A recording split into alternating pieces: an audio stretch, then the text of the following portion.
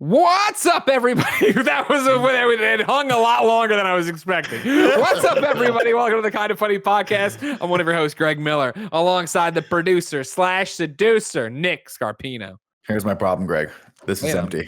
Thankfully, no. I got this bad one. Pour it in. Hey, Nick, did you see that Coke's changing the flavor of one of the Cokes that you drink? No. What are they doing? Are they going back to some sort of weird concoction for Diet Coke? I don't know. People are mad. I'm gonna get I'll get the info as Greg does the intros. Right okay, there, breaking all the cola news you need to know about. He's Forbes 30 under 30, aka the second best baby blues in San Francisco, aka the engaged one at Tim Geddes. Tim, what do you got for me? Let Tim host. Thank you, Kevin, for bringing this up. This comes from the New York Times. Coca-Cola is changing the flavor of a soda again. The company promised an even more iconic Coke taste for its new version of Coke Zero. Nope. But some anxious consumers remember the new Coke debacle of 1985. Now, Greg and Nick, you were the only people alive in 1985. What did the new Coke debacle mean to you? Well, I was a 2-year-old, so I don't know much about it beyond what I saw in I Love the 80s. So I will let Tim, or I'm sorry, Nick, you were what, 15 at that time? Wow. Are we there yet? Because one of us is going to be a dad soon. So I know, and it's not even the oldest one here. Like, you could be a grandfather right now. That's how old you are. I could be your grandfather. He's taking his knees. Yeah, we'll see how that back holds up. And you gotta carry all the weight of that kid. I gotta carry the weight of this fucking podcast. All right, I'm gonna get grayer and grayer as you somehow get younger and hipper every time with your comedy buddies. I just imagine it's gonna be me and like Steve Buscemi from that one where he's like, "Hello, fellow students." Yeah. My recollection of new Coke was that my mother, of course, would buy whatever was on sale. So of course she bought carton like reams of these things, whatever you call them, containers pallets. Of them, pallets. Thank you. And I just remember thinking, this doesn't taste right. And I didn't have the vocabulary to really explain it like I do now. It was bad. And it was the one and only time that Coca-Cola had to dial back. There's only been 2 moments where Coca-Cola had to eat a little bit of crow. And that was one of them. The other, of course, was when they actually had cocaine in the Coke, and people were like, we probably shouldn't do this anymore. But that's old. The cocaine in the Coke is so old. Nobody cared. It's like how like red M&Ms had mercury in them, right? And it could kill you or whatever. Like M&M's still around and dynamite candy. Is that true? Yeah. They just don't kill you anymore, Some people don't like it without the risk. Were they just color coding? Like, it was the red dye. Yeah, I think so, right? Yeah. Andy, it was why the red M&M has such an attitude problem. That's exactly right. Makes sense, Kevin. Yeah, makes sense. The blue M&M, blue meth. I want to give a shout out to the M&M commercial that plays before movies and theaters. I know it's corny as shit, but every time, the action one, every single time you see those motherfuckers on the bench and they're getting their secret mission, I'm just like, yeah. I just like movie theaters. That's what it is. Really quick, everybody. Had to clip this out. What, me fucking up? You guys, the jackals are out to get me. I have to do all my shows out of order today. Everything's all fucked up, and you're gonna make fun of me. Great. What?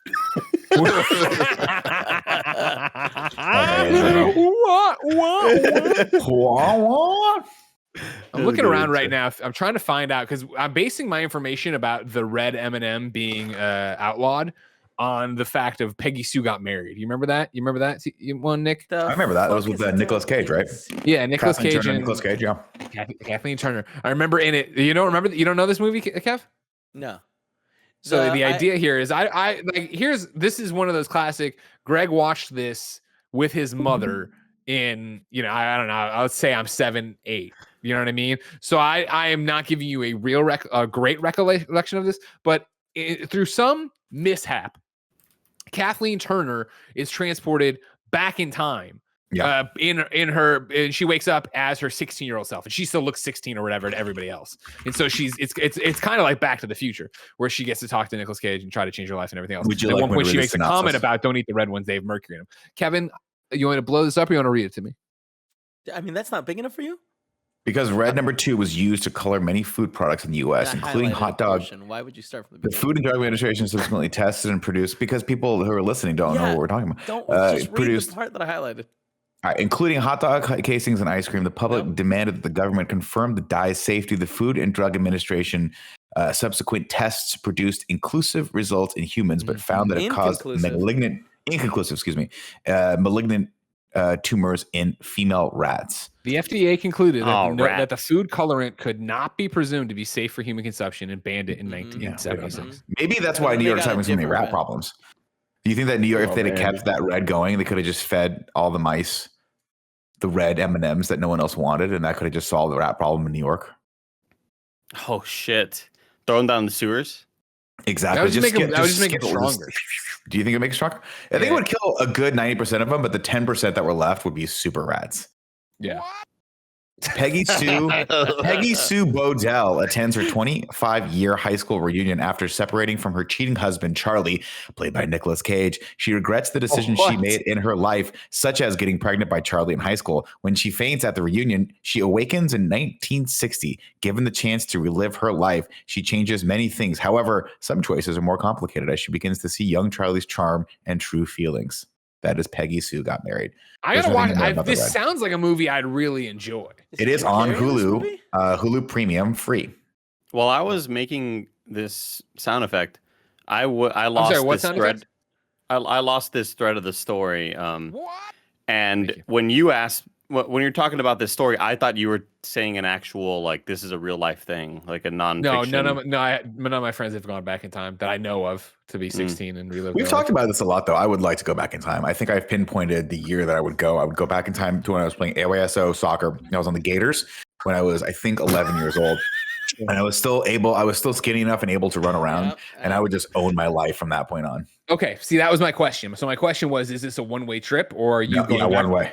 Wow. Okay. One way. The only thing that would have to happen is at some point I'd have to meet you guys and my wife, but everything else, rubbish. See, that'd be my thing. I've thought a lot about this, and I think I talked about it recently on a podcast where it was about Portillo, where I had the thing of I wanted to make sure that if I ever was presented, or not even presented with the opportunity, but if it happened by mistake and I got kicked out, way back in time, like Captain America at the end of Endgame, that I would know when to go get Portillo. Yeah. So I went and did some research to find out what day I'd have to go get him, and that way I could have him, and then in this alternate timeline, because I'm assuming I'm my own. I'm 38 now. I go. Yeah, you still remember? Yeah. No, I'm 38 now. I step in my head for this situation. It's Endgame. So I've been transported back. I'm a 38-year-old Greg now. Back in 2005. I see. And so I have to know what day to go get the puppy Portillo to then wait, screw over that timeline's Greg. He doesn't get Portillo for that timeline. But who cares? Because it's not a real timeline. I'm the real timeline. This is a sacred timeline. Oh, what you do is you step in. Andy's got something. He had his hand up. Andy had his hand up, Nick. Andy. Oh man. I can't wait to fuck up your plans, Greg. I'm gonna get you drunk one day and you're gonna tell me all these secrets. I'm gonna go back a week prior. Tell Greg Miller, there's somebody coming to get this dog. There's somebody that's going to try to get this dog before you. They're going to pretend to be you, all right? You need to be there in time. You need to warn them. Andy. Young Greg Miller shows up. Why would a young Greg Miller Miller who doesn't even want a dog care at all about you saying that you random crazy person showing up on his block? Also, he has a contingency plan in place. You'll come up to him and tell him this shit, and he'll be like, "Well, what's the password?" And if I can full stop. We give Kevin so much shit, but he is such a good friend because this is true, and him and I have talked about this. I have code words. I have code words, and I have a question I will ask myself. It's not hard. It's not hard. At any time for another Greg Miller, old or young, to walk in. And it's cool. What do you need to say? What is Ghostbusters related? Just watch the movie Ghostbusters, and you'll get the answer. Andy, he'll know you're not sent from a positive Greg in the future, so he won't trust you. When did he develop those code words? Has that always been? I think 9, 8. Yeah, why am I gonna start telling you these things? Don't worry about it. That's the question I have. I trust. Here's what you do. Here's what you gotta do, Andy. You're going a week back. That's too much time. If you've never watched a time travel movie, you have to go back 30 minutes before this happens to add to the drama, right? Back to the Future, they could, you know what I mean? Like all this stuff. They always go back like the day before the thing is supposed to happen. Like, why don't you go back a year before the thing's supposed to happen? Marty, remember at the end of it, Marty's like, what am I worried about? I'm in a time machine. I got all the time in the world. And he dials it back, 15 minutes. Like, what the fuck, Marty? Dial it back about half a day. 3 days. Have a cocktail, for Christ's sake. I'm just envisioning. Just for a moment to defend Back to the Future. He goes back in time totally by accident. He gets No. But we're talking about the end of the movie. Remember where Doc tears up the letter? He gets in the thing. He's crying. And he's like, why won't you take the letter, Doc? Well, and he's like, wait, time. I got a time machine. I got all the time in the world. So I'll go back 10 minutes before Doc Brown gets shot and then really have to haul ass across town to the Lone Pine Mall. That's a stupid teenager mind. You know what I mean? Yeah. Yeah. It's not a Doc Brown. You go back. You should go back literally like the morning of. Andy and be has like, Yo, a Doc dude, Brown here's where we're mind, at. though. Andy has a Doc Brown mind, so he'll go back way further. Andy, terrible mind. You hear how he's going to sell. He's going to come talk to young Greg and try to get to convince him that he knows old Greg, and old Greg's coming to get a dog. Old Greg. Andy, what would you do? Is Greg Miller and old Greg variants of each other? The old Greg from the Great Bamboozle or whatever the fuck that show is called. The Great Bamboozle. Oh, the Mighty Boosh. I don't know. The Mighty Boosh. Mighty Boosh. No, so I'm now. I got all these scenarios playing out in my head, and I wish. A lot of scenarios. I really want to hire Hollywood director. We get a really awesome like crew, really great special effects house. Because I'm envisioning this scenario. I would like to film a short with the craziest budget of all time and just make it look like really insane and use like red cameras and Christopher Nolan standing like off to the side drinking coffee. And what I'd like to imagine is I go back to go tell young Greg, hey, somebody's going to try to get this dog from you, okay? You need to be aware of your surroundings. Be careful. I think I got the upper hand. I get there. I'm like, I fucked over old Greg. Yeah, you did. And then I turn around. Old Greg standing there was like, I came to a place before you just came here. I've been here waiting for you, you fucking idiot. And then what happens? You are grabbed by somebody. It's another prior me. And I blow on the back of your neck a chill. And then you shit your pants. Shit your pants. I thought you were going to say, that you heard a voice and you turned around and it's old Greg holding younger Andy. Gun to his head. You know what I mean? Nick, you brought younger Andy into the timeline too. Yeah, he went to the RGV, grabbed 1-year-old Andy, and brought him to the timeline, and now it's concluded. Now here's what I'm gonna add. I'm gonna add a dimension, a wrinkle to this one, right? Why? Which is good old fashioned Nick Scarpino. Andy calls me up beforehand and says, "This is all a red herring. Greg's going to get Portillo. He's just going to think we're trying not to get Portillo. And he's going to pick that puppy up for the first time, and it's just going to crumble into Nutter Butters. It's just going to be made of Nutter Butters, and it's just a dog sack of Nutter Butters when he opens it up. Greg, at this point in time, I'm going back to go kind of warn younger you. How old is younger you? When I get Portillo? 20-something? Yeah. I won't tell you that. He got it like on his way out of. I want you to know again. You and I, we've had personal conversations here. Of course, my best friend Patrick Polasic Poe himself is coming out the party this weekend. Right, final time we'll actually hang out and not have both of us have kids, and so we're gonna get fucking wasted. But beyond that, like I want you to know that like growing up with Poe, I would never tell him my zombie plan because I was like, listen. Chances are you'll be a mindless zombie and I won't have to worry about it. But then you get that random Dawn of the Dead thing. What happened in Dawn of the Dead? Flyboy gets bit. He remembers where they were all hiding. He leads all the zombies up there, ruins the place. I'm not going to tell you where I'm hiding. I'm not going to tell you what my zombie plan is because I couldn't run the risk of a 14-year-old Poe zombie walking through Glendale Heights, getting all these people behind him, and then, of course, bringing them to where I am. I can do the math, Greg. Portillo's what, 28 years old, 29? Before you even get in, this can be the entire episode, 14, all right? 15. I will sit here and this can be like a real life escape room. I want you with all the tools at your disposal to find out when I got Portillo, what year it is, where he came from. Go for it. Where he came from. The origins. Well, we all know from the Kind of Funny animated series, he came from some form of Krypton. That's my favorite thing. Greg, can we ask questions? Can this be like a 21 question type game? Question number one I have that's unrelated, but at what age did you eclipse Andy's height? Oh, Jesus. Ooh, that's a waste of a question, but I do want to know the answer. But here's the thing. It has nothing to do with Portillo, but I feel like Andy, at the size he is, can overpower a Greg at the size of an Andy. Greg's advantage over Andy right now is his sheer brute size and strength. But like a little smaller Greg, I think Andy has the speed. Sorry, Greg. Andy of me right now? Mm-hmm. You're so wrong. Oh, for sure. I have the speed and strength for sure. You guys are so wrong. You don't understand. I thought we were going younger Andy. I was way scrawnier. Like I was it's you going back 60 in time. pounds lighter. Yeah, that's right. Young Greg is like, I can do all the wrestling moves. I can pick up any man and throw him. I don't think there's a point. I don't think there's a point. I think as I've gotten older and wiser about time travel and, having to fight at any time, I'm ready to fight at any time. You know what I mean? We've had this conversation before. Like I would take my shoes off in the street and go if I have to on somebody. When you go back and I don't know. Yeah. So you're just trying to get to a Greg that's the same height, if not smaller than Andy. Like, I don't know. I feel like you're getting back to 4th grade, 5th grade, right? And is that Greg ready to go at the drop of a hat? No, he's ready to draw comic strips. You know what I mean? Like, he doesn't understand the life and death struggles of 2021, that at any moment you got to hear a noise and run over there. Because I've been thinking about that a lot too. You know what I mean? Like, I'm walking Porty in the middle of the night or something. I hear somebody over there. Like, there's no, who are you? What are you doing? Yeah. The one thing I've learned, right, is that everybody's kind of a coward, like, right? And they don't know what to expect. And I would have thought that everybody operates on the same wavelength I do, but you guys prove week in and week out that they don't. So again, if I'm walking Porty and I hear it rustling and I feel threatened by it, I run at it and I get ready to edge spirit. Like, you know what I mean? Like, I'm just going to go and drop the shoulder, give him the rhino gore, drop him to the ground. You know what I mean? Like, it's what we've talked about before. I think it was, when we were talking about it, getting into a random fight in the streets of San Francisco with somebody who was starting shit. And I said, what would you do, Nick, if I took my shoes off? He's like, if somebody saw you take off your shoes and socks to get ready to fight in the streets of San Francisco, they would leave. They would flee. They would realize quickly, this man's not afraid to get stuck by a heroin needle on the ground. Run. Yeah.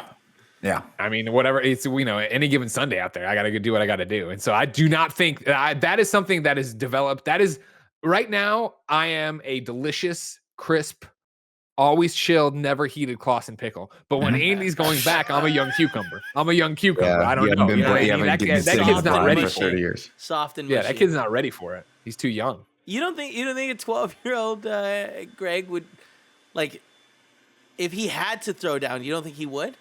Because he's watching wrestling. He's inspired already. With all due respect to everything, to the narrative we're weaving here, which I'm having a great time. I love this episode of the Pecano Funny podcast already. I have lost the thread of why Andy's going back to beat up me. He's going back to find a young Greg Miller to beat him up to find out when the dog game? No. At this point, it's just to see if he can. And I think Nick is bullying him to do this. So no, Nick's, I'm not bullying him to do it. I forget who. The same age. I thought Kevin brought this up. Who brought up Andy? Tim. Was it Tim? Here's my thing. Andy, I just wanted you to see this. This is the remnants of goldfish. I'll be eating these for the rest of the conversation. I don't think this is no disrespect to Andy. I don't think there's ever a time Andy could have taken a Greg Miller in a physical conversation. Having said that, the question is, was Greg Miller ever faster than a young Andy? And I still think the answer to that is no. I think Andy could always beat Greg in a foot race, and Greg could always beat Andy in physical hand-to-hand combat. Now, if Greg keeps his Converse on and it requires him to, like, if the fight rules stipulate that you have to take the Converse off, and you have a good 15 minutes of time where you can just punch him right in his fucking face, because that's how long it takes him to take those shoes off.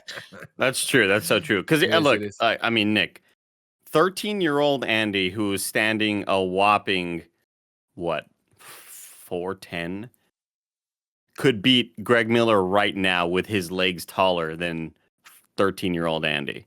See, I don't believe that. I don't believe that. Andy. Oh my gosh, I definitely don't. I was a fucking athlete dynamo. I was an athlete dynamo, Tim. All right. There's something about long legs, man, that you just can't account for. But have you seen him move? I have seen Greg move. Many times. Greg Miller is kind of funny. Yeah, I want to bring to the court's attention, Andy, how many 5th grade basketball championships do you have? I didn't play basketball in 5th grade. That's why everybody's so 1-0. So put it on the board, everybody. Just put it on the board, all right? What are we competing? I mean, we're talking about athletic dynamos. You know what I mean? No one's out here going, hey, Charles Barkley with his 0 championships is better than Michael Jordan with his 9. All right? They're all like, no, Jordan. So again, just to extrapolate that argument back to me, I have the one championship, you're 0. I can throw out all of my track and field shit that I did in elementary that would just absolutely like, your trophy would be somewhere in the closet and I'd have the full wall of all my accolades, dude. The sprints, the cross country stuff. I was, are you kidding me, Greg? A basketball tournament? Go ahead, Nick. Andy, I would also like to add, on top of Greg's question to you, how many AA Tournament of Champions marching band championship trophies do you have at home right now? I have none, Nick. Yeah. well. Put on the board. Can you put that on the board there for us, Cap? Thank you. Yeah. Is that a mean, point though? If I up the ante that one a more negative? time, how many saxophone silver medals do you have from the band competition? You know? Silver. Well, hold on. I was So ranked. sad. I was ranked 7th drummer in all of the Valley. I'm sorry. I understand that, but Valley. we're talking about The whole Rio Grande Valley. That is about one. saxophone. That's what the court was asking you about. Greg gets 1 point. Andy gets 1 point. I'll have 3. I'm still interested at what point Greg eclipsed Andy's height because that adds a lot of How context tall are you, that I Andy? need. 6'1". I hate him. God, I hate him. 6'2". So you're already solid. The problem is with Greg Miller is that he's never thought of himself as a tall person. Mhm. And so like I always had people in junior high and high school that were taller than me. And so like you just don't think of yourself as a tall person. And then I left my school or whatever. And then I was like, oh man, a lot of people are tall. A lot of people are not that tall. I still do it where I'll look around the room and I'll lean down to Jen and I'll just be like, do you know I'm the tallest person in this room? She's like, yeah, I've noticed. I fucking hate it's a lot of people in this room and I'm the tallest person. They do. See, Kevin, they say they don't do shit like that. And then you hear It's stories so- like this and you're like, you know, like fucking I've always tallies known. do shit like that. I know. Every time I see a tallie walk into a room, I know they chuckle and they're like, tallest guy in the room. Yeah. Well, again, I need, this is back I need to tell the me. story. This is back to me being a chilled, never heated Clausen's pickle, where I walk in the room and I do have the thought of if I need. We're not sponsored, by the way. Everyone here. If I needed to take on everyone here, could I do it? And height is usually a good way to do it. And then girth is a good way to do it. Because again, just it is that thing of like fucks know that people go. It's the thing knees. of me looking over at the buffet. And you see the guy starting to lose it. He's getting a bit squirrely. He's rickety with Today's the plate the he puts down, and he does that thing where he squints real hard, rubs his eye like, oh, this guy's getting possessed. I'm gonna have to fight this motherfucker. Falling down. And that's when I gotta. It's a proactive move, and I don't appreciate doing it. I have to do it. Sometimes it comes up wrong, but I run and I go right through the table, Wow. edge right through the buffet, because I gotta put down the threat before it becomes a threat. You know? Let alone now that I got this kid on the way. No, sorry. Okay. Yeah. What is the kid? Scarpino.com. Can I also say that in order, like, you should add to the moveset the high kick, because I feel like your high kick the Undertaker kick? Yeah, the I Undertaker talk this all is the time, very but he good. expects me to kick as high as I do. Let me see the boot. Is he wearing pants today? We don't know. It's always dangerous now that he gets up after the pan episode where he just took them off. He did take his pants off. Why is he looks so tall in that room. He looks so tall. Oh, Kevin. That's This not is full like a extension. giant- I mean, if I do it like Undertaker, hold on. The ceiling in that He's room gonna- is he's gonna slip Yeah, and it's fall just on a his little ass. low. It's Take a your little low. socks off, idiot. Take your socks off, Greg. I love it. That was good. That was good.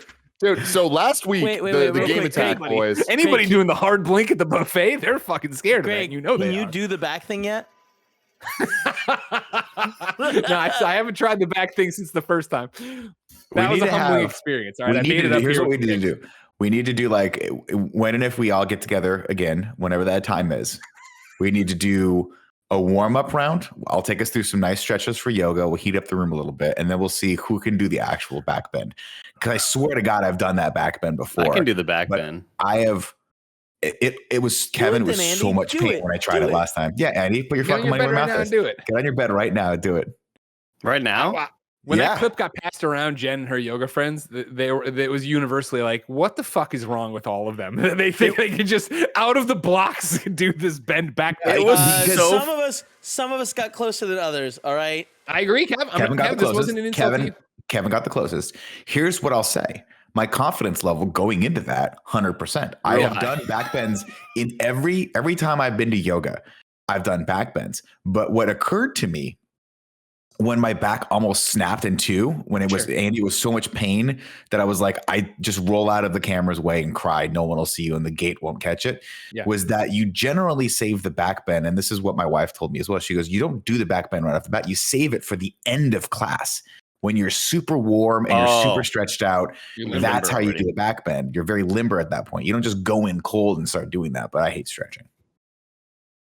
I hate So, If Andy, you didn't know, anyway, ladies and gentlemen, this is the Kind of Funny podcast. Each and every week, 4, sometimes 5 best friends gather around this table, each coming to bullshit about whatever it is they want to bullshit about. If you like that, you can head over to patreon.com/kindoffunny to be part of the show. Of course, you can give us your questions, your comments, your concerns, everything under the Kind of Funny sun. And of course, you can get the show ad-free. You can get it with the exclusive post show. And you could also be recording live as we record it. Of course, today's a very special occasion. We're helping celebrate twitch.tv's podcast and talk show month. So we are broadcasting live on twitch.tv/kindoffunnygames. So if you aren't a normal live watcher, consider coming over to Patreon for a couple bucks. Patreon.com/kindoffunny. You could always be watching live and seeing the high kicks before we edit them out because we blow out our knees and look terrible doing it. However, if you have no bucks tossed our way, no big deal. You, of course, can go over to youtube.com/kindoffunny, roosterteeth.com, and podcast services around the globe each and every week, twice a week, to get a brand spanking new episode of the podcast, often with guests. Our last guest, of course, Shannon Woodward from The Last of Us Part 2 and Westworld, a banger of an episode. That's what it's all about. Some housekeeping for you. Guess what, ladies and gentlemen? We have, well, it is a time warp a bit. Loki is done. We have put up our final reaction. By the time this posts in real time on youtube.com/kindoffunny, right, Tim? We will have put up our Loki MCU reaction. Our Loki MCU in review. We will have ranked Loki, right? Mm-hmm.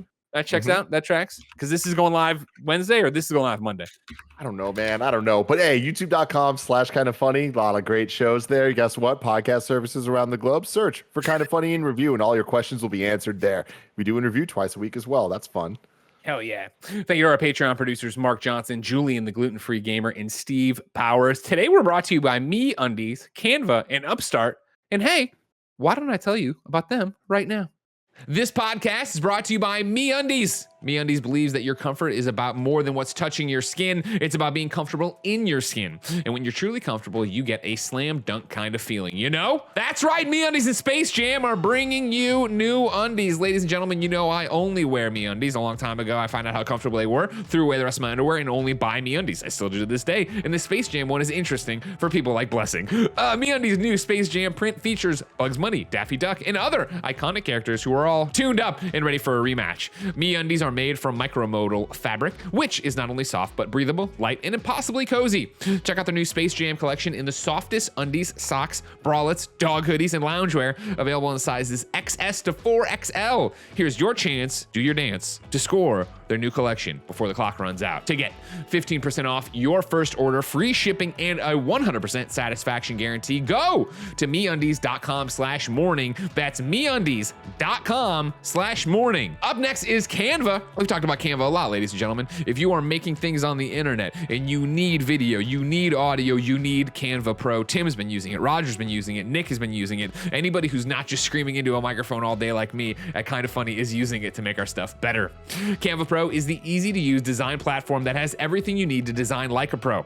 Whether you're a professional designer or just getting started, Canva Pro can help boost you and your team's productivity and creativity. Canva Pro has everything you need in one place, including a collection of over 75 million premium photos, videos, audio, and graphics. Design like a pro with Canva Pro. Right now, you can get a free 45-day extended trial when you use our promo code. Just go to canva.me/kindoffunny to get your free 45-day extended trial. That's canva.me/kindoffunny. Canva.me/kindoffunny. And our final sponsor of the day is Upstart. If you're carrying a credit balance month after month, it can feel like you're in a never-ending cycle of debt. Upstart can help you make that final payment so you can get ahead. Upstart is the fast and easy way to pay off your debt with a personal loan all online. Unlike other lenders, Upstart considers your income and current employment to find you a smarter rate for your loan. With a 5-minute online rate check, you can see your rate upfront for loans between $1,000 to $50,000.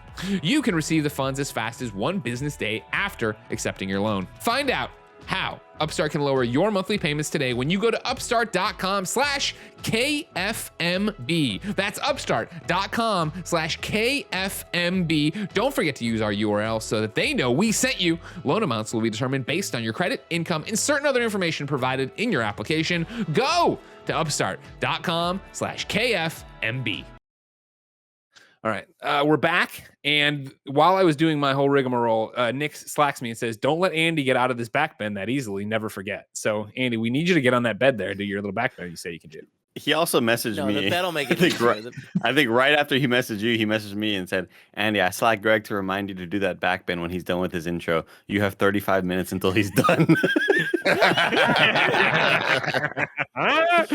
Start limbering up. Start getting out there. Do it, yeah.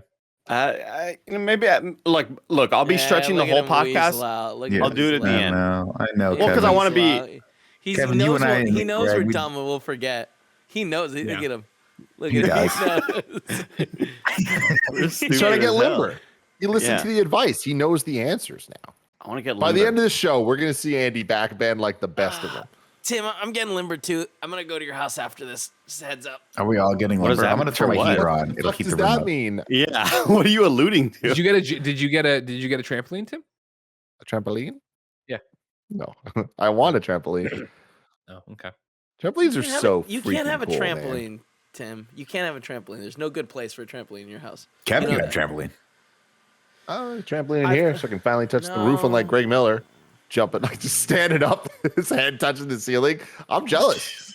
That's Tim, shut your mouth. You're freaking tall. Shut your mouth. Shut your mouth. I'm not mad at all. But I will say, so now I'll finally tell the goddamn story. Game Attack came. They're doing their sub drive, driving around the whole freaking world tour, baby. The more people subscribe on Twitch to twitch.tv/Game Attack team, the further they'll go. They're trying to make it all the way around America, if I'm being honest. And they're doing a damn good job. One of their stops, San Francisco. Andy, Kevin, and I got to go to dinner with them. Great time hanging with the boys.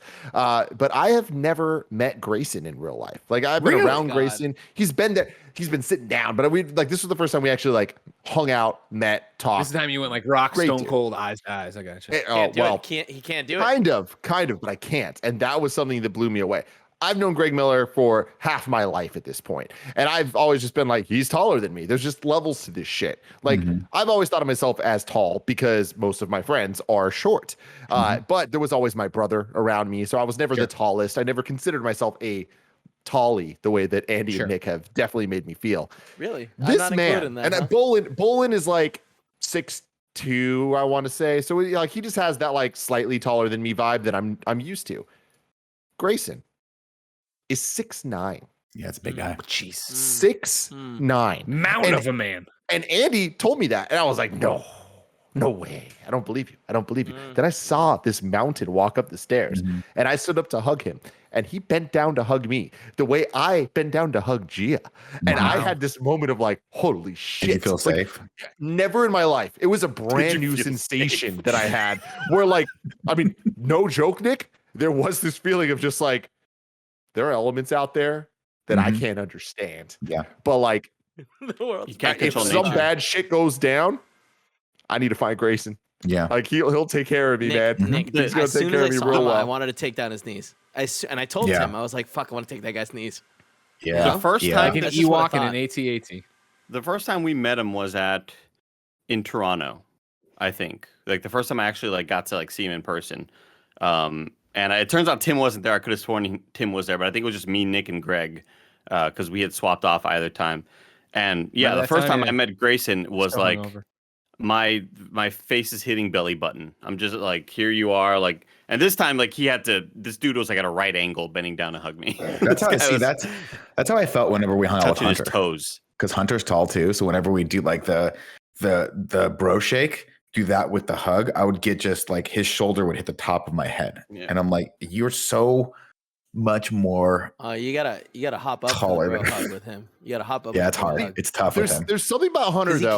He's just the weight. such a jolly, like just friendly guy. You don't notice different.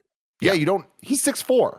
Remember that time? Yeah. Remember that time he carried me like a baby, and it was nothing. Like I've never been carried like a baby like that without like any like the other person not having a bunch of effort.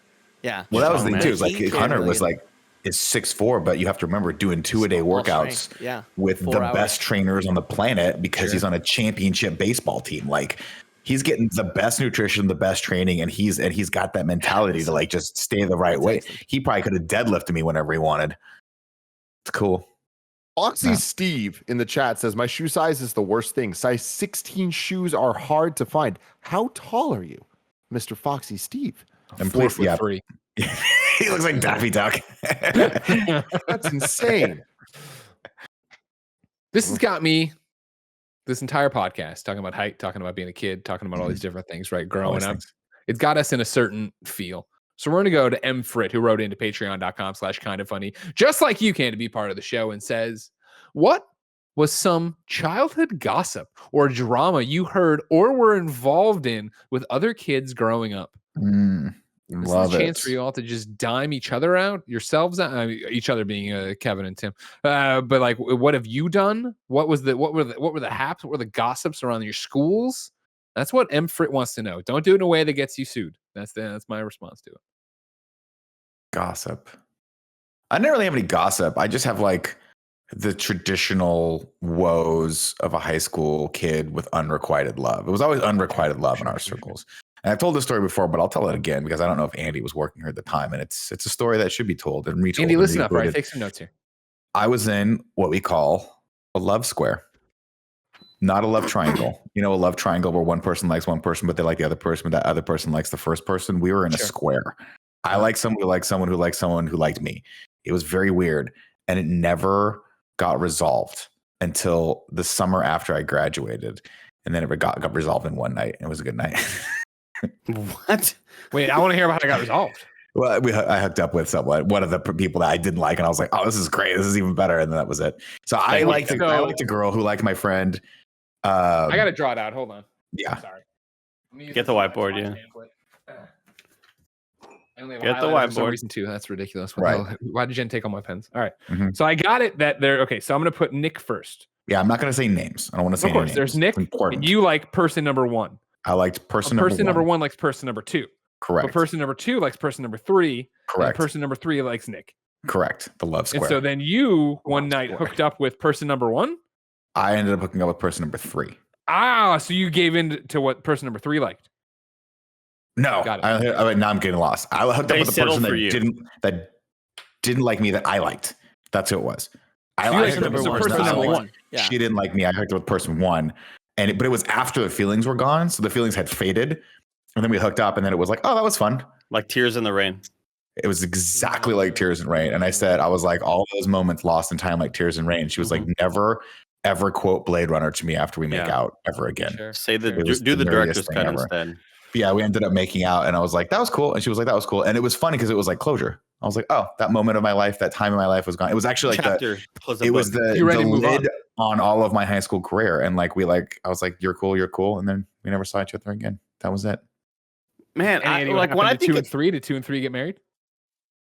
No, 2 and 3 to my knowledge don't have. Actually, I don't think they've spoken because when I grabbed all that stuff from my parents' house that was shipped up, I found letters from person number 3, and I texted my buddy and I was like, oh my god, I found all these amazing letters, and he was like, oh, that's so cool, but he never mentioned like having talked to her again. So yeah. I think he lives out of state now. So talk to me a little bit about these letters. What were person number 3's letters to you? Just like, I really like you. You're cool. No, I went through. I for some reason when I was younger, I saved all these love letters or letters that people had written to me over the years, and they were the most like over dramatic. Thank you, Andy. I was good. Yeah, over dramatic, like melodramatic. We're dipping into melodrama territory here. Where it was like bad poetry, really great, always great penmanship though. And then I would say like, there's always the moment. There were the moments where gel like pens. Did you guys ever do the thing where it was like I write something and you pass the note, and that person writes something and they pass the note back to you? Yeah. Like I saved some of those, and I was like, wow, my penmanship has not gotten any better over the years. It's still dog shit, just complete dog water. It's fun to see those though. And then I had a bunch of new bad pictures that I did with my friends. So I write in like I've always written in sort of cursive is. Get out of here. They don't even teach it anymore. Get out. Is that true, Nick? That's what someone told me. I think we talked about that on one of the podcasts. They replaced that with the fucking dinosaurs with feathers. Jesus Christ. Well, everyone types now. Everyone like texts and types. Everyone's got computers in classes. You don't have to write. I write in sort of a half cursive, half normal, I guess, lettering, and it's very hard to understand. That doesn't sound neat. Yeah, that sounds really messy. It's very messy. Yeah, usually my words are, and there's no rhyme or reason to it. Usually the first letter, I think, in every one is usually what is the opposite of cursive? Standard? Oh, I know the word. Print? No, I know the word. It's killing me. Script Someone in the chat. Cursive, right? Script, yeah, like a brush script. No, I don't know. I think they call it script, yeah. And it's print. Let's just say print your name. And when they want you to print your name means like do it like a normal person. Yeah, it's like print. a Everyone in chat is saying it's print. Teacher. A lot of people saying that you're old. So the first letter should be print, and then the rest of it is usually cursive, and then there's like an I or something in there that for some reason my brain just goes, you don't need to make that like that. I'm looking at some letters that I have. Let me just stop everybody. I'm going to Reuters here. All right. Fact check. Schools have not stopped teaching cursive writing and keep children from what? Fact check. Schools have not stopped teaching cursive writing to keep children from reading the U.S. Constitution. What? This might not be the exact same thing, but we're in the weeds now. We're going to keep going. A widely shared TikTok video says schools have stopped teaching cursive writing to prevent students from reading the U.S. Constitution and understanding their rights. There is no such conspiracy. And if there was, it wouldn't work, as all of America's founding documents are widely available in other formats and fonts. The almost 1 minute long TikTok video, which can be seen here, has been shared more than about 1,200 times since it was posted on March 18th. Posts sharing the clip on Facebook and Twitter are visible here and here. Quote, do you know why they stopped teaching cursive to children in elementary school? The woman in the video, it says, well, I'll tell you why. It's because our Constitution, our Bill of Rights, is written in cursive, and they no longer want generations from here on to know how to read it. The original founding documents, blah, blah, blah, blah. Digital transcripts are available, printed editions. Schools in the United States are not required to teach cursive writing under guidelines set out in 2010 in Common Core state standards, which presents educational standards for English language, arts, and mathematics. The Washington Post report on the decision here. Among the reasons for the change were the increased use of technology for communication and feedback from teachers themselves. Right. Sue Pinmantel, one of the lead writers in the English language art expert, explained at Education Week here. Spokesperson for the Council of the State School Officers told Reuters via email that organization said blah, blah, blah, blah, blah. It is like it as if it's a dead language. Like you can't I'm so mad that people actually believe that. It just well, if it's on TikTok, I'll believe anything. It makes me so sad. It makes me so fucking sad, dude. But QAnon people pushing for cursive is just so ridiculously apt. Like, I am not surprised at all. The thing that all of us are just like, why the fuck does this exist? What a ridiculous thing. And God, this is just such proof that like you need to like take at least question new information coming to you. This is like the weather thing a couple weeks ago where it's like talking about the probability of like what percentage chance of rain and all that stuff, like what it really means. Is like we hear this shit, you're like, is that real? That turned out to be real. But like we can't just hear one thing and just be like, oh shit, yeah, that's a mind-blowing thing. They think that JFK Jr. is still alive and he's going to run with Trump in 2022. I thought there was something. I saw an article about. I didn't read the head. I was headline rather. I didn't read the article about him like being like the anti-vax like spokesperson or something like that, or figurehead. I'm like, how? How is that even fucking possible? They're like, well, like, he died in a plane crash, so like he can't. So vax are bad. Can't really bad do for that. you. I don't know. God I bless. see a lot of stuff. Cursive is great. Sucks. What's wrong with it's? I think cursive was. It's hard to read. Cursive, well, maybe your cursive is, and definitely mine, but you know, print is hard to read. I'm talking about even the prettiest cursive is still like I would rather read a page from a book upside down in print than try to read it in cursive. And I'm being a little dramatic there, but I stand by what I just said. That makes sense. I think wasn't the whole point of cursive to begin with that you write faster with it because everything you never had to lift your pen from. That's the bullshit they taught you that I don't believe for a second. Because think of how much more time you're adding. You're adding it. You know what? I want to write an M. Better put an extra little mountaintop in there. Just I'm just doing the 2 triangles for an M, like a normal person. Cursive, I got to do 3.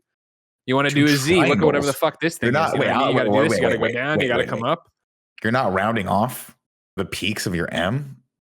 You're making. I'm rounding. I'm just trying. Well, I mean, how do you explain that? You know, is it capital? Is it not capital? It's a game changer. You're a savage. Wait. Hold on. Wait, what?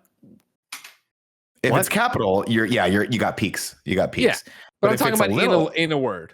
In a word, it's you got a butt right there. You got to go the butt. You don't have a. I'm looking at my M's right now. I think of my. You got to add the extra loop for an M in cursive. You know what? And then the N has an N looks like an M, and M looks like a mutant. That's what you got over here. That's cursive writing in a nutshell. What I know is that writing my name in cursive sucked. TIM. Yeah. It was no fun. It was way more work. T like that. Well, I will say, stupid little circle to start it off. Calligraphy class. No. I will say, Tim, and I don't mean this to be incredibly insulting because my handwriting is terrible also, but your handwriting is almost on the level of serial killer handwriting. I understand that. I would never question that, but like, I'm not talking about mine. I'm talking about other people's. I've never seen some cursive that I would prefer to. Oh my God, they just wrote it like a normal person with print. Any straight person's handwriting looks better print, and he is more legible than in cursive. It depends because I feel I have family members, like my brother's handwriting is really, really nice because he worked on it because he's an artist. So he like has, when he writes things, you're like, oh, that actually looks like really nice calligraphy. Or not calligraphy, but yeah. Like, damn it, I lost the word. What were we just talking about? Calligraphy is right. Script. Calligraphy. Not calligraphy. Right, you wanted me to write Tim's name in cursive? Yeah, it's kind of calligraphy, right? Yeah. Write Tim in cursive. Andy. Oh man, I'm losing it right now because I don't. You do the top last. Remember, you do like an L. Nope, that's the last thing you do. And that's like that, or is that an F? That's right. No, yeah. But even the T, the top of the T has more of like a circle on the left side. Yeah, you got to circle it like that, and then straight down. Yeah, that's the Tim. Down. That's the T. No, you definitely. And then you loop it up. You loop it up to the I. You got to loop it up to the I. You do the lines afterwards because you start at the bottom, go up, then back down, then the I. Yeah, you're right. He's right. You go up and down. Yeah. Ooh, that was loud. Man, I can't believe that this art form is lost on me. I cannot believe. Because it's not art form. You really it's can't believe scribbles. it? It's boring scribbles. So here is why. Look, now that we could actually visualize it with the audio listeners. Thank you. So sorry. Here was why I was called Cindy Cortez at an awards assembly when they called my name because I won. I'm sure that went great. Oh, put it on the board. Won like most badass Greg, you ever been called Cindy world or whatever. Wait, is that my name? Is that a point for for Andy? That's how they wrote my name. Because he was called That's how Cindy? they wrote my name. I don't understand. That is a Cindy. Why is that What a point? an award? Have you ever been called Because Cindy? it's the board of awards. Oh, got it. We got 1-1. Where did I go? How did What I? award did he get? He got called. What did he get? You just said the honors class something or other. I won something crazy cool in middle school, and they spelled like the A in the cursive A looked like a capital I underscore C or undercase C. I can see it. I can see the Cindy right there. Yeah. So they're Kevin, like Cindy bring the board Cortez. back up and put on. I need you to put up my 3. That's right, 3. Everybody, journalism student of the year awards in high school. So there you go. I still got the plaques in the big blue tub. If you want me to dig them out, get out of here. I mean, you don't want to do your gaming award or whatever the hell it was. You I graduated. I was trendy gamer and at South by Southwest too. So put 2 on the. It's 6 now. Yeah, but the trending game award's so heavy that it should actually take a point off. Andy, do you have Andy, do you have anything to put on here? Oh my gosh, Kevin! My whole life was accolades. Are you kidding me? He would walk down the street and he walked down the street, people would give him ice cream and an award. If it wasn't art, if it wasn't an art award, if it wasn't a creative writing award, if it wasn't a music award, this ADHD goes far, Kevin. When you hyper focus on one thing you want to learn, you learn that thing and you get really good at it. I need things that can be put on Wikipedia. Yeah, I won 4 creative writing awards in elementary school. Do you have the diploma? And that's still? when I gave up on writing. Do you have any proof of those? Can I see the proof, please? When I go back home, call things out. Andy, as your lawyer, I would advise you not to speak because Greg is throwing out award after award, journalism awards, things like that, and we have no proof of that at all. As your lawyer, I'm going to advise you not to advise Andy. This is just Andy. Not I've been advised by my head counsel, not to advise you any longer. I apologize, Kevin, but as your lawyer, I'm going to need you to fucking pop open those drinks party. This party. I want a party right now. I want a party. I want a Pop-Tart right now. I saw Barrett eating a Pop-Tart earlier today. I was like, fuck, I want a Pop-Tart. Good, didn't it? Still good.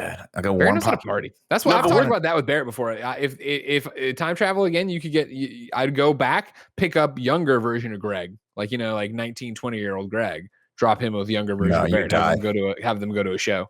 Greg, this is no disrespect to you right now, but you don't have it anymore. Younger version of Greg. I partied with younger version of Greg. No. Younger version of Greg. Oh wait, where are you going? I thought you said you wanted to I'm going back and picking up younger version of Greg. Yes. Taking him to younger version of Barrett, leaving them. Oh, I thought you were I'm sorry. I'll pick you up in the morning. I'll take you back to your timeline. Younger version of me. No, Barrett would die. Younger version of Greg drank so much. You would drink Barrett under the fucking table. All right, Barrett parties. He parties. That's the thing too. He's not done. Toaster strudels or Pop-Tarts? Pop-Tarts. It's got to have frosting on it. If you don't put frosting on it, then it's just dry stuff with a little bit of jelly. That's all it is. Oh my god, dude, these Gen X dudes over here. Jeez Louise.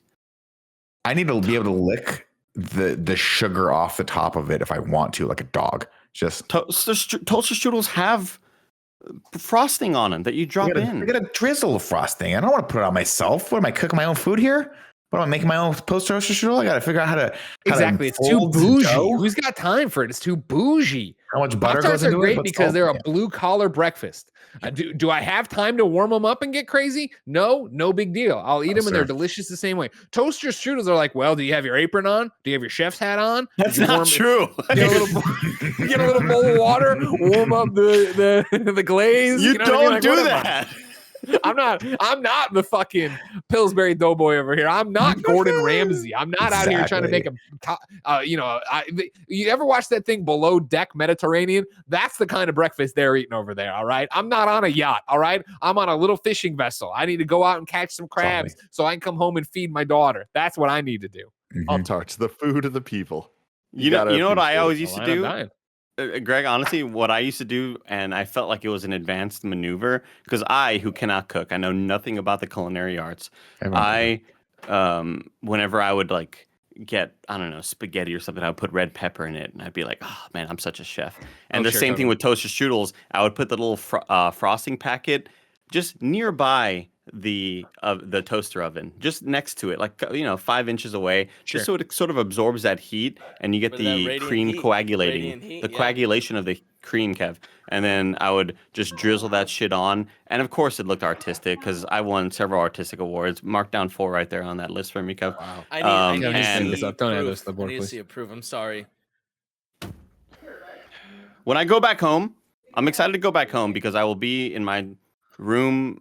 Not my childhood room, obviously. It's a room I moved into. Your room with all your childhood things in it. When we were 18, yeah. But also like the attic is full of shit, and we can have the same thing, Greg, where we had your box of secrets or whatever the hell we called it. Your childhood, crate. Yeah. Hey, real quick, I'm sorry. Of course, after this live, we're doing the XCast here on twitch.tv/kindoffunnygames. Barrett Courtney is hard at work setting that up, but I did ask him to come here. Hello, Barrett. How are you? What's up? Barrett, will you please confirm, this is actually for Nick, but of course I think Nick had to go pee, but confirm for the chat, because Nick was out here saying you couldn't hang with a younger version of Greg Miller. This is what I've told you before. If I went and grabbed 19-year-old Greg, came and dropped him off with 19-year-old Barrett, they went to some kind of pop punk show, you'd be partying, you'd be getting fucked up with him, we would be having a great time. I mean, honestly, 19-year-old Greg might be a little scared of how hard 19-year-old Barrett parties. See? That's what I'm thinking. That's what I'm thinking. A lot of weed, Greg. You're not prepared for that life. Devil's but I could drink. Sure, just weed. Sure. Like bad boy Barrett used to be bad boy Barrett. You doing cocaine or what? I'll just say it was more than weed. Wow. And then here, before you go, Barrett, there's nothing else to do in Cleveland. Andy, I lived in San Francisco. I've lived in San Francisco since like 8th grade. Oh, really? Yeah, dude. I've lived here for like almost. I'm getting to the point where I will get to the point where I've lived in San Francisco more than I did in Ohio. Ohio sucks. Yeah, I mean, I'm mad that we're not doing the ranking the states episode for this. I didn't. Well, that was supposed to be the next podcast. Now it'll be the next podcast. But it's the idea of like Kyle in the chat one day said you should rank the states. We want to rank the states, but that's going to be longer than the hour and a half we budgeted for this episode. So I didn't want to cut it off. I didn't want to get through the first 25 and have to worry about it. Barrett, before you go back to do your show and finish prepping for that, the other question I had for you is. Are you a man of the people, or are you one of the, royal family? And so if I gave you a choice between a Pop-Tart and a toaster strudel, what would you take? Ooh, I mean, the Pop-Tart is the go-to. Yep. That is my blueberry Pop-Tart I usually have most mornings. But like, I wouldn't say no to a dope toaster strudel. Like toaster strudel I never had in my own house. Yeah. Like if I go to a friend, like my friend Annie, who I still live like a block away from, she would have toaster strudel for days. And like, I wouldn't say no to a toaster strudel like at a friend's house, but it's not like my go-to, like I'm going to buy this for myself. A quick follow-up. Were Annie's parents well off? Andy? Because you said Annie. When they were growing up, that's where you'd get the toaster strudel, you said. Were they part of the royal family? I mean, like... they're well off enough to be live in the same neighborhood that we do in San Francisco to give like context for like Andy. I rest my Andy case. understand. Thank you very much. Okay. All right, I'm gonna go set up for XCast. No context for what the fuck just happened, but all right, it is what it is. I'm with you to an extent. We can't all be like Andy Cortez, born with a silver spoon in our mouth. 1%. 1%. I will say toaster strudel is some 1% shit. You know what I mean? Like, no, it's not. You're really is, dude. It's like calamari. Like everyone has had a Pop-Tart. Not everyone has had toaster strudel. This is crazy. A toaster strudel is no more fucking. It's on the same level in the live chat, eating like kings. it's on the same level as like a fucking when my mom would buy like a Red Baron or a DiGiorno fucking like oven thing. It's an oven thing. Yeah, but like that's not the same as like the non-brand one that Greg gets that tastes like cardboard. Remember that, Greg? Toaster strudel? No, the pizza. Oh, that awful pizza. Oh. Yeah, like home run DiGiorno is home run in. That tasted like a Cheez-It. Yeah, Cheez-It for sure. You know what I mean? Like, so you're living the lap of luxury. I'm putting this on Twitter. Is toaster strudel the food of the rich? Yeah, it is. Well, when you phrase it like that, you know what? No. Greg said, "Did you fucking live a normal life, or were you with the fucking Queen of England, or I forgot what he's the royal family?" Yeah. And to be fair, I don't stand with Greg on that. I don't think it's that much, but I do think that toaster strudel is a step above Pop-Tarts. Like, it's the same type of thing as like when you grow up going to like a McDonald's type place, then Olive Garden or Outback, all these like places is a step up. And I think that it's a similar type of step up. When we're looking at it, is the Queen of fucking England going to Olive Garden? No. Is she buying what I'll say. toaster strudel? No, she has people to buy it for her. A lot of opinions are happening here, all right? And it's time just to get down to brass tacks and talk about facts, all right? I'm on Target.com. Mm-hmm. On Target.com, I can order 12 Pop-Tarts frosted strawberry pastries, right? It's going to set me back $3.89. I can take that box. I can put it in the back of my truck. I can go out to the job site. I can warm them on my engine block. I can eat them as I go. I can pick my kid up. You know what I mean? Whatever you want, there's Pop-Tarts ready to go. Or on Target.com, I can go buy Pillsbury strawberry frozen toaster strudel, a 6-count for $2.19. Now, not only am I getting half as many, I have to rush I have to rush home these fragile motherfuckers and put them in the freezer. Oh, I hope they don't defrost on the way there and get ruined. They need to go straight from the freezer. You're talking about ice cream to be the freshest croissant. This kind of La Paris. That's not what I need for the Pop-Tart. The Pop-Tart's ready to party when I need it. Toaster strudel, I need to warm up. I need to take out on a date. I need to fucking get out of here. Nobody needs it. How is this different than any other thing that needs to be in the freezer? I don't get it. Why? This isn't some grand thing like it's a sort of fish that will kill you if you eat it the wrong way or whatever. Man, I don't need to give my opinion anymore. Target is spitting facts. I don't need to worry about it. A more apt comparison is Pop-Tarts are like Panda Express and toaster strudel is like PF Chang's. There's similarities for sure, but one is definitely a step above the other. Toaster strudel's Payway. Payway is in between Panda and PF Chang's. Yeah, that's sad that there's an in-between. There's an in-between. The in-between. Better. I love the in-between, Tim. Oh my gosh, they had a spicy Korean meal. Oh, I loved that shit. But then they slowly I love when my steamed rice very individualized. I don't like clumping. And sometimes they would just either over or undercook the rice. And it's either it's clumpy or I'm biting into Tic Tacs. And it's the worst. I hate that shit. The chat's saying that Payway and PF Chang's are the same thing. No, they're part of the same family, but I think P.F. Payway is Chang's like is the more expensive version of it. Tim, Yeah, it's P.F. Chang's a Payway, Gap versus Old Navy situation. I think what he's trying to explain here. Oh, okay. Now you're speaking my language. Yeah. Wait, and like, do they have Banana Republic? It's possible that they also have a Banana Republic in that mix.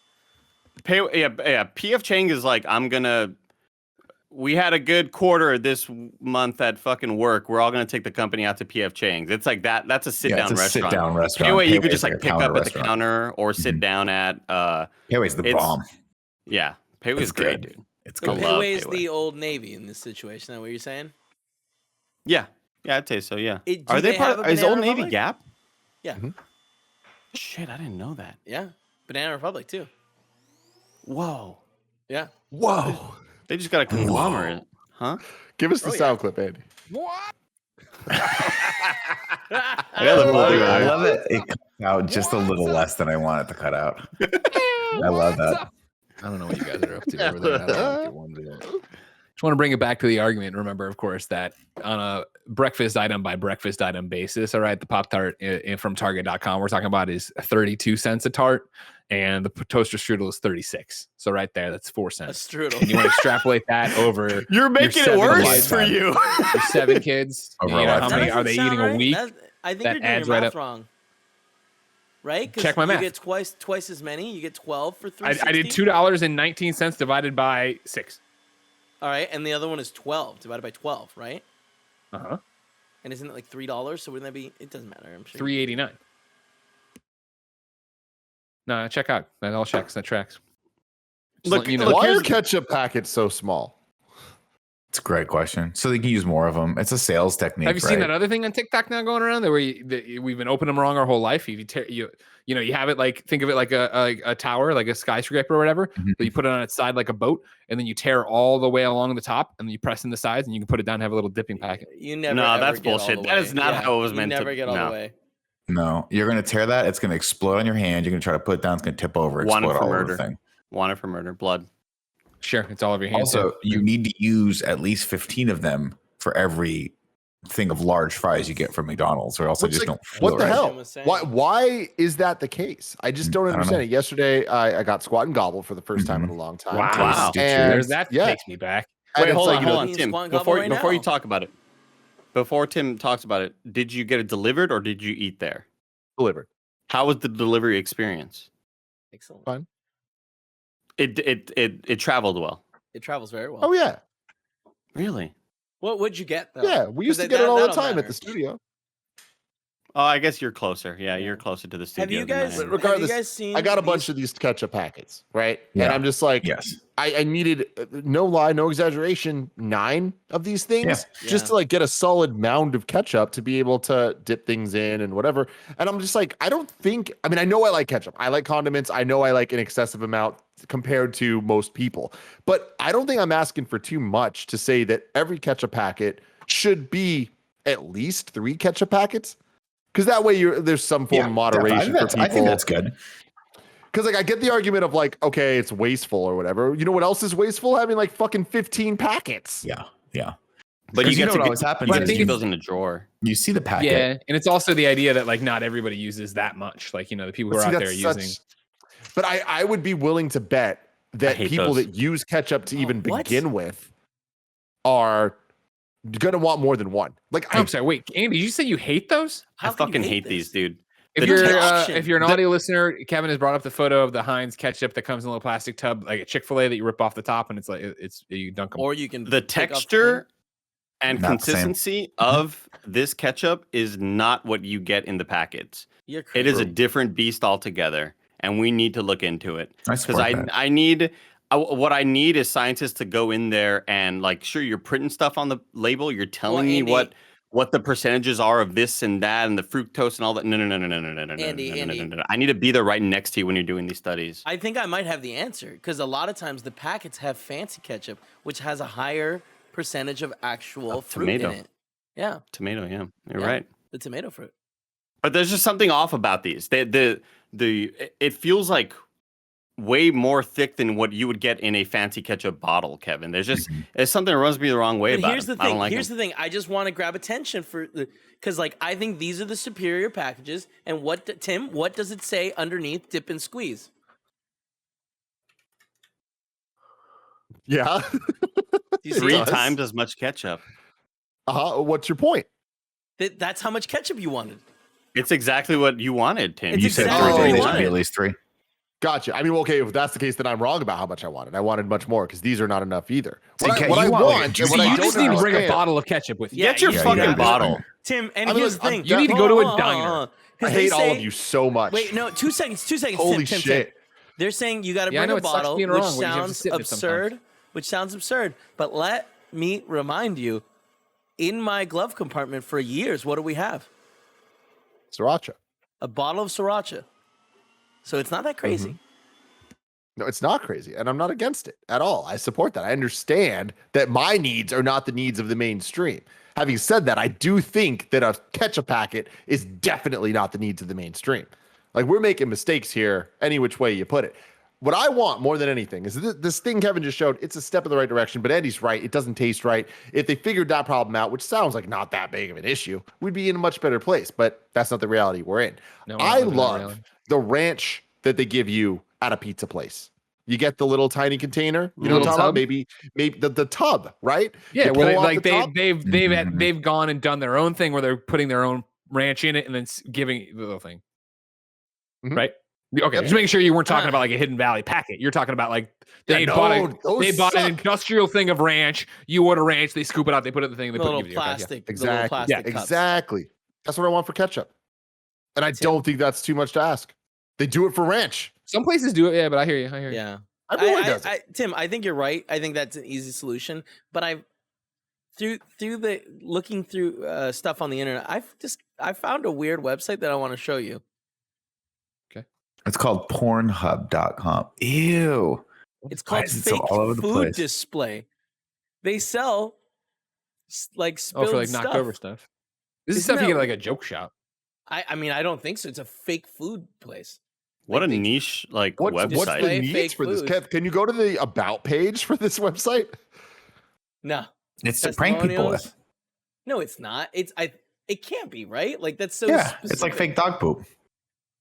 But like, there's a whole bunch of food. Look, fake snacks. So like, are these okay? So yeah, now you're just into we have like think about when you walk by a restaurant and they have it like on a plate in the window. Display. Yeah, think about you're at an IKEA. Why do they have a whole section of spilled foods? Because maybe you do cleaner stuff. You know what I mean? Maybe you want to show off how well your stuff cleans. You know? Exactly. Before after shots. Before I don't like here's the red wine. You guys are acting like this isn't super fucking weird. It's totally not. It's totally normal. Look on the red wine. Let's look at that real quick. I love the red wine. How it looks nothing like spilled red wine. It looks like jelly jam. Kevin, how's that sriracha traveling? Well, I'm sorry. We no longer do it because we stopped going to that restaurant because of. I mean, we honestly our lives changed. We were going every week. They knew us. And then we forgot it at the restaurant. And then we went like a year and a half later. And the guy brought out the sriracha. He was very excited. It had sriracha really well. The first couple times we went. It was one of those places where you get the like just rice bowl. What's it called, Kevin? The donburi. Yeah, like really good. You just get like pork belly, pork belly over rice. Fantastic. But it's fantastic with the sriracha, which they had, and then all of a sudden they stopped serving sriracha. And me and Kevin were like, "Well, fuck." Financially beneficial. So we brought our own, and that kind of made us legends at that place. They speak of our names. You guys deserve to be legends. Real quick to bring everybody up to speed over on twitter.com/kindoffunnyvids. Andy did put up a poll. Is the toaster strudel the food of the rich? And right now the yeses have it. 54% of the vote. Some good feedback here again to remind Andy, who I know went to a bunch of private schools and lived in a gated community. Roger Pocorni writes in, it says Pop-Tarts are made for the working class. Toaster strudel is for the 1%.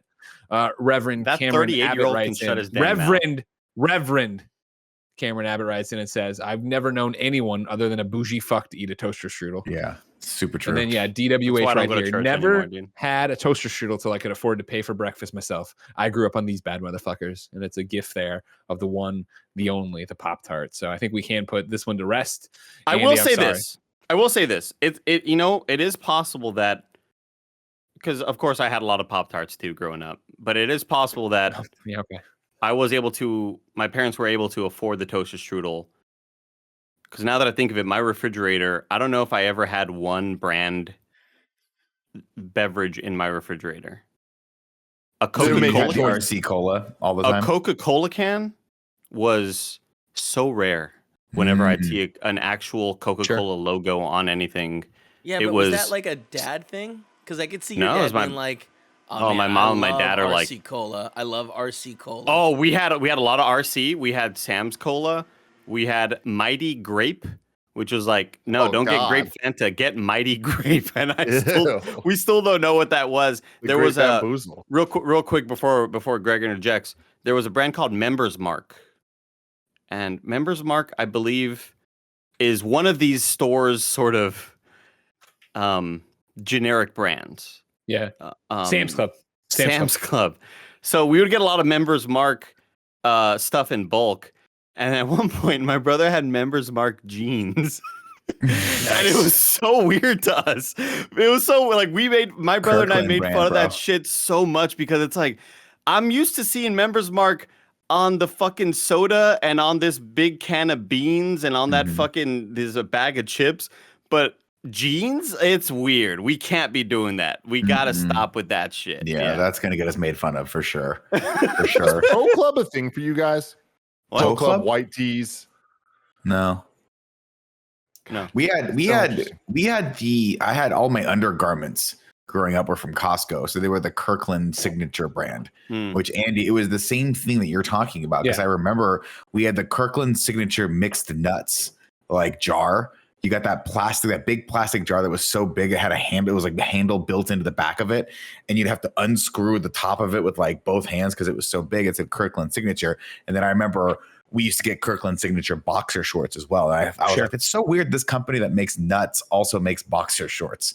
Very strange thing, you know? To put it to bed once again, just to really drive this into the point, at samsclub.com, where I was looking for your member soda, when you put in toaster strudel, of course, the first thing that comes up is Pop-Tarts, because Sam's Club, the working class restaurant, the working class organization, the working class grocery store, would not be caught dead selling the bougie as fuck toaster strudel. And what's important, as we have been giving out prices here, I hate to tell you, everybody, and we are not sponsored by Sam's Club, but that membership keeps on giving, because I already told you 32 cents a Pop-Tart over at Target. At Sam's Club, 32 cents a Pop-Tart at Target. Sam's Club, 18 cents a Pop-Tart. You get a box of 32 Pop-Tarts for $5.98. We used to do that. We used to do that. Yeah, we used to do that. Your parents were trying to make ends meet. Andy's over here had a bazooka full of $100 bills just shooting into the streets. I see Neighbor Drew say Sam's Club over it. Neighbor Drew says Sam's Club is a bougie Costco. Absolutely not. It's the opposite. Yeah, I think Costco was the bougier Sam's Club. Costco pays their employees well. I do remember, Greg, when so my mom used to buy the Pop-Tarts for us, and then when we got the Costco, remember the Costco membership was just life-changing in so many good and bad ways for me as a person who loved to overeat. I remember specifically you'd get, so there were the foods that I loved to overeat the most on were like the breakfast cereals, the snack foods, right? Yeah. The things that usually should be sold in packets of like 6 max. Sure. Right? You get a box of Twinkies. It should be don't. Yeah. My mom would come home and be like, she would shop as if it was for the entire year, but it was just for 1 week. And I remember the Pop-Tarts being like, I could have swore there was 6 boxes in there at one point, and then I think got bigger somehow. 6 boxes of 3 each. So what is that? What's 6 times 3? 18 Pop-Tarts? What do we have here, Kevin? How many are in there right there? 32. So this is 36 this is 43 count. cents. 43 cents a Pop-Tart. But is this the assorted or is it strawberry only? Because I remember she used to get the assorted. Only. It was 2 boxes of brown sugar cinnamon, the best Pop-Tart we can all agree on. And then it was a box of 2 boxes of cherries and like 2, maybe it was like, I think there was like an off amount of brown cinnamon sugar. I remember there was more of those and I was always happy about that because I didn't like the other ones. $15. I'll let you know right now, looking at the variety pack I'm looking at on Sam's Club here. Yeah, you got great flavors here because you got s'mores, you got blueberry, you got cherry, you got cookies and cream. No, it's too much. It's too much. Just give me the green apple. I'm just saying that you don't have the brown flavor sugar nobody of wants. Pop-Tart ever made. People want that. God, that is such a garbage take. Sorry. What? The cinnamon ones? You've never had the green apple one, so. Ugh, they're bad. They're not bad. You were too scared to eat them. Andy ate it. He loved it. I thought we ate it when we ranked Pop-Tarts. Didn't we have a green apple Pop-Tart? Yeah, I have the ranking up right now for what green apple was involved. I have the Andy, ranking. Can you pull that up, please? I got the ranking right here, everybody. Number 10, it was some fucking, I don't know. It was like cherry strawberry shortcake or some shit like that. Number 9 had a unicorn on it. Who knows what the hell that is? That Number was 8, just a cookies special fun one. Number 8 was cookies and cream. Number 7, cherry. Number 6 seems to be strawberry. Wow, what a low ranking for strawberry. That's too low for that. What Number were we 5, wild berry. Number 4 was the Pop-Tart like crisp. The Pop-Tart crisp variation. Number 3, brown sugar cinnamon. I don't know why number 2. I don't know what we did left in it the open show, for but Jesus. Probably. my phone is on number 2. But the green apple ones were fantastic. Kevin, remember the green apple ones? Literally, what did we rank them? It must be number 2. Andy, that's we were supposed to figure out who those were. Where are they? Number 1 is blueberry. I don't know where number 2 was. I a part of this? Because this doesn't seem like I should be a part of this. I would not have liked the blueberry that much. This is what's so surprising about these lists. You look back, obviously, to our in review list, and you're always like, what were we thinking when we did these things? But it's very scientific. Never. So especially the KFAF lists, Andy and I know we judged it on a lot of very scientific, very provable, factual evidence every single time, including the Arizona iced tea one we just did. What I want to do I have to a question close for you guys, real quick, right before you close it out. I just want to go around the table, just real fast. I promise you. We're going around, starting with Andy, Greg, Nick, and then me.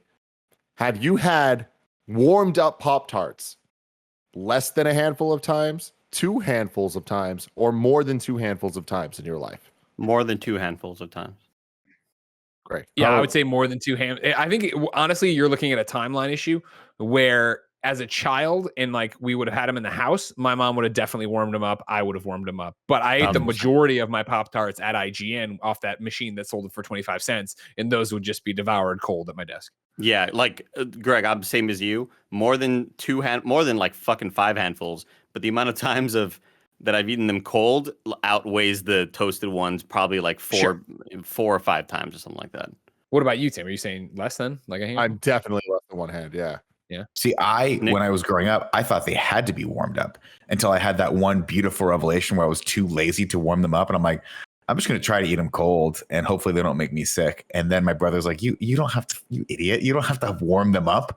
And I'm like, oh, this is so much better, life-changing. Because if you warm them up, that's time, Andy. You could be eating 2 more Pop-Tarts. Yeah. In that time it takes to warm up. I could eat 4 Pop-Tarts in the time it takes me to warm up 2 Pop-Tarts. Pixelated Soul in the chat goes, I've never eaten a raw Pop-Tart. That's disgusting. Not raw. They're not raw. They're just cold. They're not raw. You gotta wake up. They're not Pixelated raw. Soul. You're dumb. That's it's like you wouldn't even call them cold. I'm eating a raw piece of bread. Pixelated Soul, do me a favor here on twitch.tv/kindoffunnygames. Whisper me your address and I'll have Andy send over his limo so you can get a ride over to his house and get a hot and fresh toaster strudel. Ladies and gentlemen, this has been another episode of the Kind of Funny podcast. Remember, each and every week we come to you twice a week.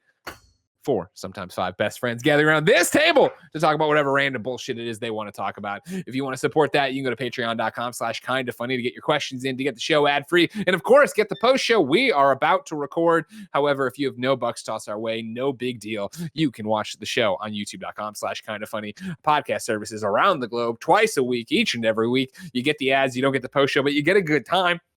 Of course, if you're watching live right now on twitch.tv/kindoffunnygames for this very special day of podcast, thank you. Of course, remember, twitch.tv/kindoffunnygames gives you the ability to subscribe right there. You might as well do it. Support us if you're having a good time. Remember, if you have Amazon Prime, you have Prime Gaming, which gives you a free 30-day sub to give out each and every 30 days. It does not automatically renew because they want you to forget about it and they don't want you to use this benefit. It would mean a lot to us if you used your Amazon Prime on twitch.tv/kindoffunnygames. But If you can't, no big deal. If you're watching live, give us a second. XCast is up next. We're going to sign off and get ready for the post show. Barrett's going to start his stream on his end. So there'll be a moment where you have to F5 on the live thing, but you know how that goes. If you're not, and you're just listening to this part of the podcast and it's like Tuesday or Wednesday or Thursday or whatever, sorry, you had to hear all that, but I'm happy to keep talking because then you don't have to worry about what you listen to next. So here's where Andy's going to sing you a song to play us out. Toast